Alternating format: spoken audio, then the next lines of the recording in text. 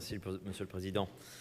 En préambule, nous tenons à nous associer bien évidemment à vous pour adresser tout notre soutien à nos amis varois qui vivent des moments difficiles en ce moment à Villeauban et au Canet des Morts.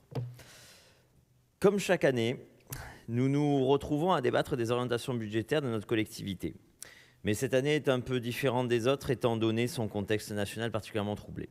Contexte national particulièrement tendu, dû d'une part à une instabilité historique à l'Assemblée nationale, sans majorité réelle, et surtout aux mensonges de la majorité macroniste. Je vous l'ai entendu le dire à la télévision, Monsieur le Président, en parlant de ceux qui nous gouvernent, je vous cite, « soit ils nous ont menti, et c'est pas bien, soit ils sont des incompétents, ce qui est encore plus grave. » Dommage que vous ne soyez pas membre du bureau exécutif de Renaissance, vous auriez pu le dire en face à Gabriel Attal et Elisabeth Borne. Dommage que vous n'ayez pas reçu Édouard Philippe la semaine dernière, vous auriez pu lui dire également. C'est dommage, c'est vraiment dommage. En effet, il y a un dérapage de 50 milliards, un dérapage financier que le gouvernement Attal a laissé au gouvernement Barnier. Vous avez raison de le dire également, Monsieur le Président, le pays est ruiné. Le pays est ruiné, mais en votant pour Emmanuel Macron, en le soutenant envers et contre tout, et en prenant en otage votre majorité par ce soutien, vous vous êtes rendu complice de cette gestion désastreuse depuis 7 ans. Vous êtes responsable de ce désordre financier en participant au Front républicain qui a, il faut bien le dire, totalement échoué dans notre région où nous avons gagné 30 circonscriptions sur 42 et où vous avez perdu la seule députée que vous aviez dans cet hémicycle. Les conséquences des politiques que vous avez soutenues, nous allons les payer cash dans nos collectivités. Les collectivités devront fournir un effort de 5 milliards d'euros pour contribuer au retour du déficit public à 5% du PIB l'an prochain. Cela représente 2% des recettes de fonctionnement local en 2025 selon le gouvernement. À ça s'ajoute le fait que les recettes de TVA affectées aux collectivités devraient être gelées, ce qui devrait rapporter 1,2 milliard d'euros pour l'État en 2025, mais c'est autant de moins pour nous. Ces financements en moins, ce sont autant de projets en moins et ça a commencé très concrètement et très rapidement avec la Cité régionale du cinéma à Marseille, un projet à 60 millions d'euros immédiatement sacrifié.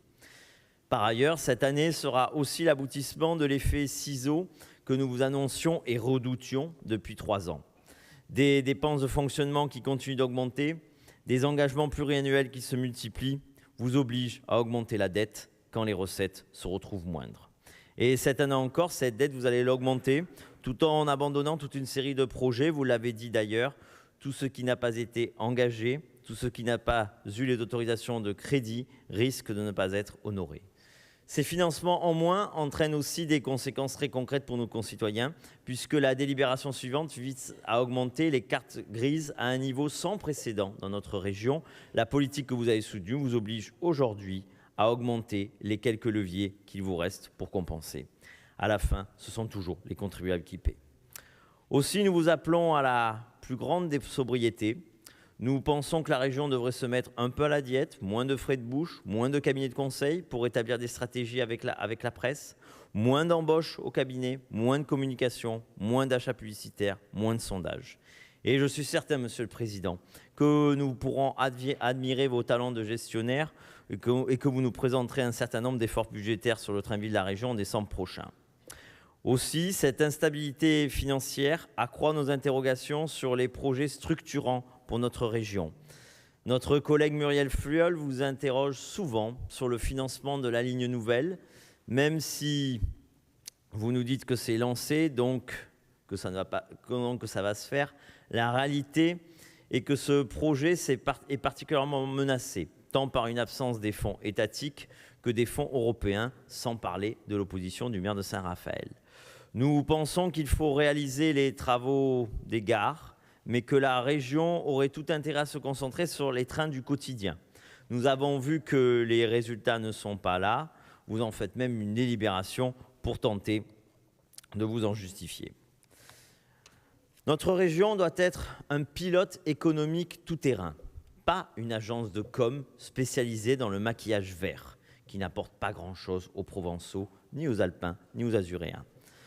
Sur les investissements étrangers, le cabinet Ernst & Young classe notre région en 8e position parmi les régions françaises les plus attractives, loin derrière l'Île-de-France, nos voisins d'Auvergne-Rhône-Alpes et d'Occitanie, de Grand Est, qui figurent dans les 15 régions les plus attractives d'Europe, contrairement à notre région qui n'apparaît même pas dans ce classement. Nous accusons un retard qui, à rebours de votre discours, et qui se heurte au mur des réalités de la désindustrialisation. Pour finir, Monsieur le Président, nous verrons le budget que vous proposerez et nous n'accepterons pas que l'échelon local ajoute des taxes aux taxes que les classes moyennes et populaires vont subir. Nous devrions protéger et aider nos concitoyens plutôt que de les accabler. Faites des économies dans le fonctionnement de notre institution, il y a de quoi faire et nous vous donnerons des idées le moment venu. Nous vous accordons néanmoins le bénéfice du doute. Si vous êtes dans la même famille politique que les industriels du mensonge qui ont réduit les effectifs de la police à Marseille, qui ont menti sur les déficits de la France et sans doute sur une montagne d'autres sujets, nous vous pensons honnête dans les comptes et pensons que l'administration de cette institution est tout à fait compétente. Vous l'aurez compris, Monsieur le Président, nous serons extrêmement vigilants sur cette deuxième partie du mandat, comme nous l'avons été sur la première, et nous attendons votre budget en décembre pour nous prononcer avant tout sur vos orientations budgétaires. Je vous remercie.